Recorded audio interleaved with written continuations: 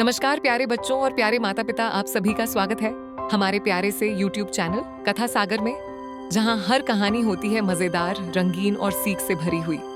तो तैयार हो जाइए एक नई और दिलचस्प कहानी के लिए। बहुत समय पहले की बात है। हरे भरे पहाड़ों और नीले आसमान के बीच बसा हुआ एक छोटा सा गांव था जिसका नाम था सूरजपुर। इस गांव की खास बात यह थी कि यहाँ के बच्चे बहुत ही शरारती लेकिन उतने ही जिज्ञासु भी थे। इन्हीं बच्चों में एक था चिंटू। चिंटू बहुत तेज था, पर उसे पढ़ाई से ज्यादा खेलकूद और मस्ती पसंद थी। उसकी माँ रोज कहती, बेटा पढ़ाई भी जरूरी है, पर चिंटू हंसकर कहता, अरे माँ कल पढ़ लूंगा। चिंटू का सबसे अच्छा दोस्त था गोलू। गोलू थोड़ा मोटा, बहुत मासूम और खाने का बड़ा शौकीन था। जहां चिंटू शरारत करता, वहीं गोलू हंस हंस कर उसका साथ देता। एक दिन गांव के स्कूल में मास्टर जी ने बच्चों को बताया, बच्चों हमारे गांव के पास वाले जंगल में एक बहुत पुराना ज्ञान का पेड़ है। कहा जाता है कि जो बच्चा सच्चे दिल से उससे कुछ सीखना चाहे, उसे जरूर सीख मिलती है। ये सुनकर सारे बच्चे हैरान रह गए। चिंटू की आंखें चमक उठीं। उसने गोलू से कहा, चल आज स्कूल के बाद जंगल चलते हैं। स्कूल खत्म होते ही दोनों जंगल की ओर निकल पड़े।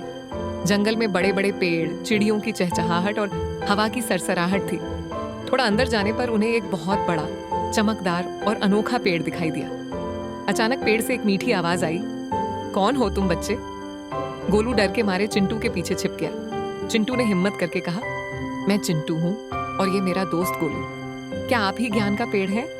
पेड़ हल्के से हंसा और बोला, हाँ बच्चों, लेकिन ज्ञान पाने के लिए तुम्हें 3 परीक्षाएं देनी होंगी। चिंटू बोला, हमें मंजूर है। पहली परीक्षा में पेड़ ने कहा, यहाँ एक छोटा सा पक्षी घायल पड़ा है, बताओ तुम क्या करोगे? चिंटू ने कहा, पहले हम उसकी मदद करेंगे।